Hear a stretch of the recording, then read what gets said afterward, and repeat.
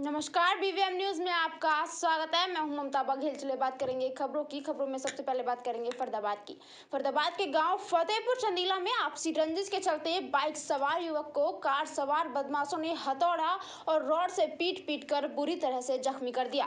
जिस वक्त इस वारदात को अंजाम दिया जा रहा था, मौके पर मौजूद लोगों ने बीच बचाव करना चाहा, लेकिन आरोपी युवकों ने हाथ में लिए हथियार से 2 से 3 राउंड फायर करके लोगों को डरा दिया। तभी मौके से गुजर रही पुलिस पीसीआर ने 3 आरोपियों में से 2 को मौके पर ही धर दबोचा। फिलहाल पुलिस से गिरफ्तार दोनों आरोपियों को कोर्ट में पेश कर रिमांड पर लेने की बात कह रही है। बुरी तरह से हथौड़ों, रॉड और हथियार के बल पर एक युवक के साथ मारपीट करने की ये वायरल तस्वीरें दिल्ली से सटे फरीदाबाद की है, जहां बाइक पर जा रहे एक युवक को कार सवार युवक ने बुरी तरह से पीट कर अधमरा कर दिया। वारदात के दौरान मौके पर मौजूद आसपास के लोगों ने बीच बचाव करना चाहा, लेकिन हाथ में मौजूद हथियार से कई राउंड फायर कर लोगों को बुरी तरह से डरा दिया। का जो प्रोग्राम रखा है, 200 पेड हाईवे वालों ने, नेशनल हाईवे वालों ने, और 100 अपने डीसी ऑफिस से, और इस बेल्ट को पूरी ग्रीन रखेंगे और सुंदर रहेगी। हमारा सीकरी गांव ऐतिहासिक गांव है और दोनों तरफ इसे गिरने का पूरी व्यवस्था की गई है और बड़े पेड़ लगाएंगे। आने वाले समय में लोगों को लाभ मिलेगा और जाम मुक्त मिलेगा और उस पूरा गांव हरा भरा रहेगा। चलिए बात करेंगे बलौगढ़ के सीकरी गांव में फरीदाबाद प्रशासन द्वारा पौधारोपण कार्यक्रम का आयोजन हुआ, जिसमें हरियाणा के परिवहन एवं खनन मंत्री पंडित मूलचंद शर्मा ने पौधारोपण किया। उन्हीं के साथ सभी अधिकारियों ने पेड़ लगाया। बाबा साहब अम्बेडकर की पुण्यतिथि के शुभ अवसर पर परिवहन मंत्री मूलचंद शर्मा ने बाबा साहेब की प्रतिमा पर पुष्प अर्पित किए और उन्हें श्रद्धांजलि दी। वहीं इस मौके पर शर्मा ने सीकरी गाँव में मौके पर मौजूद लोगों से उनकी समस्याएं भी सुनी। इस कार्यक्रम में मुख्य रूप से जिला उपायुक्त फरीदाबाद जितेंद्र यादव, अतिरिक्त उपायुक्त सतवीर मान, बल्लभगढ़ के एसडीएम प्रलोक चंद, नेशनल हाईवे के अधिकारियों ने प्रोजेक्ट डायरेक्टर धीरज सिंह सहित अन्य अधिकारी भी मौजूद रहे। नाम है सर आपका? मेरा नाम सुबह सिंह है। सुबह सिंह जी, आपके भतीजे पर हमला हुआ है, क्या है पूरा मामला? क्या 2020 में इन बच्चों का आपस में झगड़ा हुआ था, तो आज उन्हें मौका मिला, आज उन्होंने घेर के मारने की कोशिश करी है। जैसे 4 गोलियां चलाई हैं, 4-5 गोलियां जैसे भी चली हैं, तो मारने का ही सिस्टम था कि भी मारने के प्रोग्राम बनाया उन्होंने। कहाँ पर हुआ ये? बड़कल के आसपास कहीं हुआ, बड़कल चौक के आसपास से जॉब पे जा रहा था। बड़कल चौक, बथा रोड? हाँ, नहीं, बड़कल झील, बड़कल चौक, अनखीर और बड़कल के बीच में कहीं। हाँ, अनखीर और बड़कल के बीच में कहीं हुआ है जी। अभी क्या स्थिति बनी हुई है सर? अभी वो थोड़ा सा बेहोश है, वो अभी बयान देने के काबिल नहीं है जी।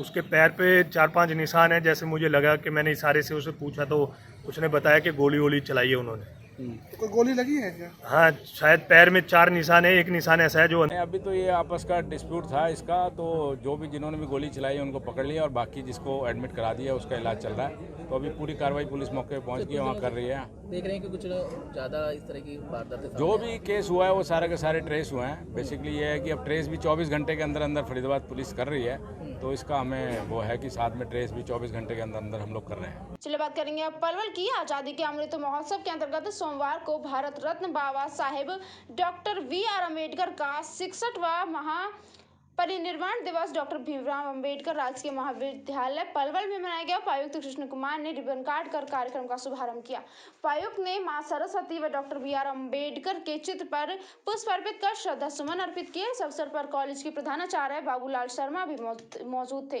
भारतीय संविधान के मुख्य शिल्पकार डॉक्टर भीमराव अम्बेडकर स्वतंत्र भारत के प्रथम विधि एवं न्याय मंत्री, भारतीय संविधान के जनक एवं भारत गणराज्य के निर्माताओं में से एक थे। उन्होंने अपना जीवन गरीबों, दलितों, पिछड़े वर्गों के उत्थान के लिए अर्पित किया। इसलिए आज के दिन महापरिनिर्वाण दिवस के तौर पर मनाया जाता है। उपायुक्त कृष्ण कुमार ने कहा कि डॉक्टर VR अम्बेडकर संविधान के निर्माता थे। डॉक्टर VR अम्बेडकर के 66वें महापरिनिर्वाण दिवस के अवसर पर डॉक्टर भीमराव अम्बेडकर राजकीय महाविद्यालय पलवल एक सेमिनार का आयोजन कर रहा है, जिसके माध्यम से विद्यार्थियों को उनके विचारों के बारे में जानने का अवसर प्राप्त होगा। हमें उनकी शिक्षाओं का अनुसरण करें और ये संकल्प लें कि उनके दिखाए गए रास्ते पर चलेंगे। क्या मैसेज है? डॉक्टर VR अम्बेडकर के महापरिनिर्वाण दिवस पर आज यहाँ VR अम्बेडकर गवर्नमेंट कॉलेज में कार्यक्रम का आयोजन हुआ है और इसका उद्देश्य यही है कि हम डॉक्टर भीमराव अम्बेडकर की जो शिक्षाएं हैं उनको याद करते हैं और संकल्प लेते हैं कि हम उनके दिखाए रास्ते पे हम चलेंगे। और उन्होंने संविधान निर्माण में बड़ा रोल अदा किया था, तो हम अपनी श्रद्धांजलि और अपना सम्मान उनके प्रति प्रकट करते हैं। बात करेंगे अभी पलवल की ही। केंद्रीय बिजली एवं भारी उद्योग राज्य मंत्री कृष्णपाल गुर्जर ने पलवल के गांव रूंदी में लगभग 2 करोड़ रुपए की लागत से विभिन्न सड़क निर्माण कार्यों का नारियल तोड़कर विधिवत शुभारंभ किया है। इस मौके पर पलवल विधानसभा के विधायक दीपक मंगला भी मौजूद रहे।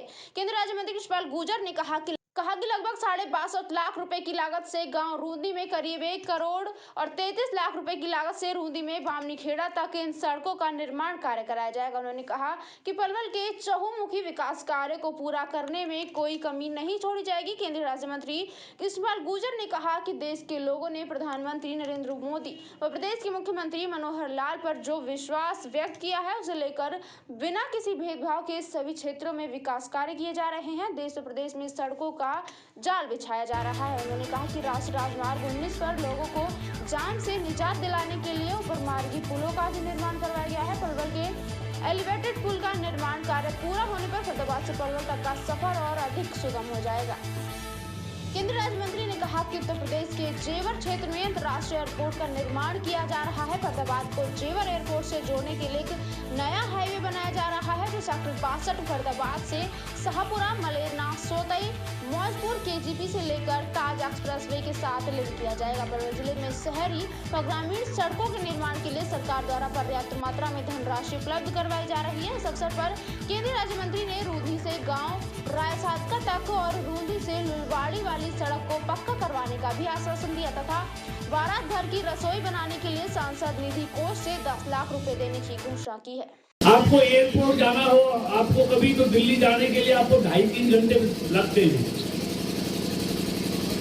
अब ये हाईवे बन रहा है, पलवल एलिवेटेड हो रहा है, आपके सारे अब यहाँ से आप मार्च के बाद फरीदाबाद जाओगे तो मैं आपको लिख के दे रहा हूँ 40 मिनट में आप रूंदी से फरीदाबाद पहुंचोगे, ऐसा लिख के दे सकता हूँ 40 मिनट। अरे वैसे आपको जाते हुए सोचते थे आप फरीदाबाद जाएंगे, हर चौराहे पे जाम मिलेगा। अभी फरीदाबाद से पलवल आते 25 मिनट में आ जाते हैं और इस दिन पलवल का एलिवेटेड 5 तक कंप्लीट हो जाएगा। उस दिन पलवल पूरा क्रॉस आधा घंटे में कर जाएंगे फरीदाबाद। 10 मिनट आगे लगा दो रूंदी तक। और यही नहीं किया, अभी जेवर एयरपोर्ट का शिलान्यास हुआ है, लेकिन शिलान्यास से पहले मैंने फरीदाबाद से 62 सेक्टर से शाहपुरा देखे, आपने मलेरना वगैरह देखे, सोतई देखे, वहां से सीधा एक और नया हाईवे सीधा जेवर एयरपोर्ट के लिए जो केजीपी को और ताज एक्सप्रेसवे को जोड़ता हुआ दोनों तरफ से उतार चढ़ाव होंगे और जेवर पहुंचाएगा। 45 मिनट पे रूंदी के लोग जेवर एयरपोर्ट पहुंचेंगे, ऐसा मैं लिख के एफिडेविट दे सकता हूं। चलिए बात करेंगे अगली खबर की। जननायक जनता पार्टी के राष्ट्रीय अध्यक्ष अजय सिंह चौटाला ने पलवल में कार्यकर्ता मीटिंग को संबोधित किया और आगामी 9 दिसंबर को झज्जर में होने वाली रैली को न्योता दिया। जननायक जनता पार्टी के 3री स्थापना दिवस को लेकर झज्जर में होने वाली जन सरोकार रैली के पहले से ही राजनीतिक सरगर्मियां तेज हो चुकी हैं। कभी एक दूसरे के खिलाफ जेजेपी और इनेलो के बगावती शुरू अब नरम पड़ते दिखाई दे रहे हैं। इनेलो और जेजेपी के एक होने की बात पर जेजेपी के राष्ट्रीय अध्यक्ष अजय सिंह चौटाला कह रहे हैं कि अगर बड़े चौटाला इस बात पर विचार करते हैं तो वह भी इस बार सोचेंगे। ये बातें कहीं ना कहीं इशारा कर रही हैं कि आगे आने वाले समय में दोनों पार्टियां और परिवार एक हो सकते हैं। हालांकि अभी तक ये कोई स्पष्ट नहीं कर पा रहा है कि अगर दोनों परिवार और पार्टियां एक हो जाती हैं तो उनकी तरफ से आगामी समय में मुख्यमंत्री का दावेदार कौन होगा। अजय सिंह चौटाला ने कहा कि झज्जर में होने वाली रैली नए आयाम स्थापित करेगी और इसमें कई नई घोषणाएं भी उप मुख्यमंत्री दुष्यंत चौटाला की तरफ से की जाएंगी। इनेलो और इनेलो नेता अभय सिंह चौटाला पर कटाक्ष करते हुए उन्होंने कहा कि जब उन्होंने पार्टी को छोड़ा था तो 20 विधायक और 23% वोट इनेलो पार्टी के पास था, लेकिन अभय सिंह चौटाला पार्टी को संभाल नहीं पाए और आज वो वोट बैंक 23% से घटकर केवल 1% ही रह गया है। उप मुख्यमंत्री दुष्यंत चौटाला युवाओं से किए गए वादे को पूरा कर रहे हैं, चाहे वह रोजगार में 75% का आरक्षण देने की बात हो या फिर युवकों के लिए दूसरी योजना की बात हो। प्रजातंत्र में जनशक्ति ही सबसे बड़ी ताकत होती है और जनशक्ति वहाँ संगठित होगी तो निश्चित तौर पे उसके सार्थक परिणाम आपको देखने को मिलेंगे। और जन सरोकार रैली है, तो जन सरोकार की अनेक घोषणाएं भी वहाँ पे की जाएगी। किस तरह की घोषणाएं में चल रही हैं? वो पहले मैं नहीं कह सकता, वो तो आप वहाँ आकर के सुनना। बयान आपका आ रहा है कि बड़े चुनाव आप चाहें तो परिवार एक पार्टी इस पर जनता कितनी खरी उतरेगी अगर वो अपनी बात पर पुनर्विचार करेंगे तो हम भी सोचेंगे। किस तरह से दोनों पार्टी हो जाएंगी, क्या हो सकता है? वो स्वयं ही कहते हैं कि पार्टी में कोई चीज स्थायी नहीं होती सर। BVM न्यूज में फिलहाल के लिए इतना ही। आप बने रहिए हमारे साथ, देखते रहिए BVM न्यूज। नमस्कार।